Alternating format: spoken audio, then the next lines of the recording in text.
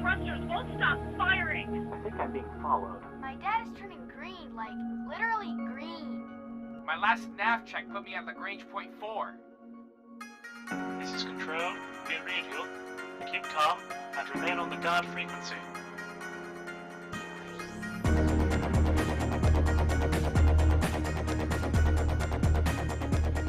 Welcome pilots. You've tuned to the tiny guard frequency because a little GF is better than nothing at all. This is episode 1 of the tiniest space sim podcast ever, recorded Sunday, July 4th, 2021, to be released by Tuesday, July 6th, 2021, if not sooner. I'm Tiny Tony. I'm Tiny Brian. I'm Tiny Henry. And I guess that makes me Tiny Jeff. What's in store for today, Tiny Tony? Well, as you've probably noticed, Big Tony, Big Brian, Big Henry and Big Jeff have taken the week off. For rest and relaxation. For time with family and friends. Whatever, so we broke into their basements to fill in. No, we did not commit a Class 7 felony, breaking and entering, this is all, CGI, yes, CGI. Advanced CGI. Machine Learning Advanced CGI. Look, we're holograms kids. Yeah, so, no need to involve law enforcement. Anyway, on flight deck, we have the latest space sim news from Star Citizen and Elite Dangerous. Brian. Then we'll follow up with Spencer McDunn and Smooth Furnace on TGR. Henry. Finally, we'll bring up the feedback loop and let you in on the fun.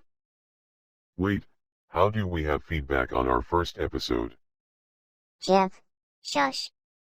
Anyway, now let's get caught up on space sim news. This week was a doozy for our big counterparts to miss. The man, the myth, the legend himself, Chris Roberts, returned to the first official Star Citizen video in about a year or so along with his partner in the company and in marriage, Sandy Gardner. In what Jared, flitting around in the background of the 27-minute video, said was supposed to be only a 5-minute video. As a commenter on the massively OP blog site said, he checked out the progress rate of the game and so a 5-minute video taking 27 minutes checks out. But wait Tony, there's more. The next day, on Friday, July 2nd, Star Citizen Alive featured the return of long-time gone death of a spaceman mechanic, as it relates to healing gameplay. Breaking news. Breaking news. Wait, we do that?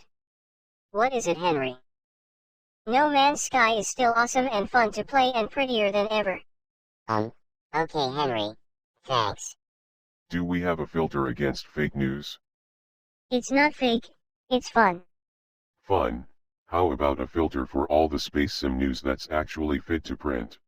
Ahem, thank you for that, update, Henry. You're welcome. Seriously though, Elite Dangerous released that big 5.8 gig patch Thursday, that had been delayed a week. For more details, check out Obsidian Ant's video on YouTube.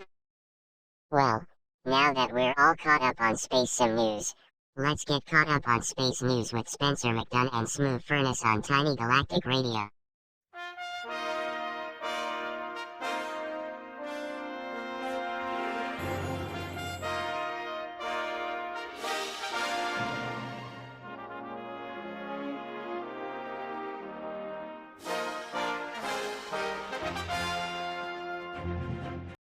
Welcome to Tiny Galactic Radio, our pretend radio news about pretend space sims.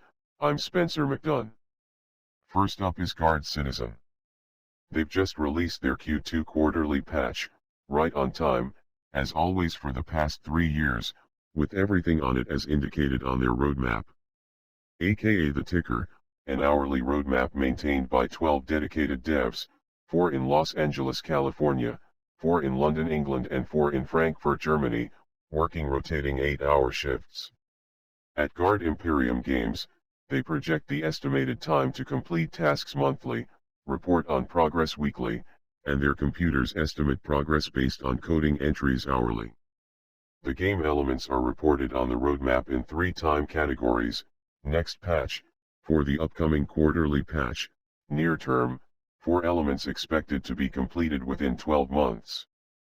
And long term, every other element expected to take longer than 12 months to finish.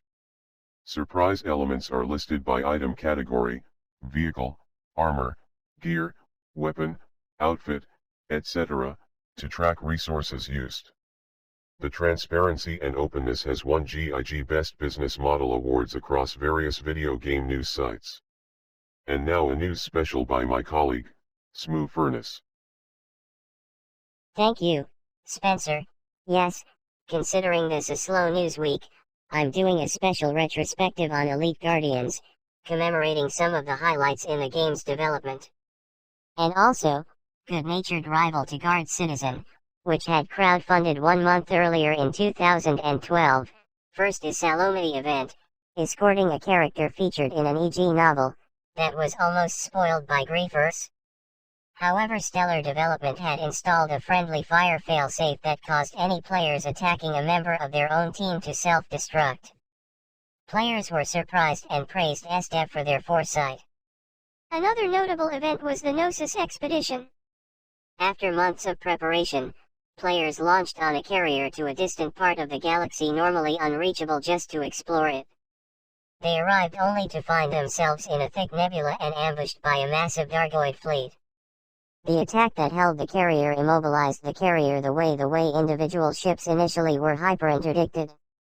Commanders were helpless as ships on board the carrier were damaged. However, a fail-safe built into the carrier was activated and able to override the immobilization and return them home. While their ships were damaged, the encounter was recorded on ship's logs and the commanders were hailed as heroes for bravely facing, surviving, and bringing back intel on the enemy.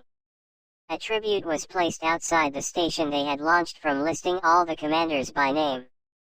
More recently, as the devs were tasked to game development, Galactic News was delegated.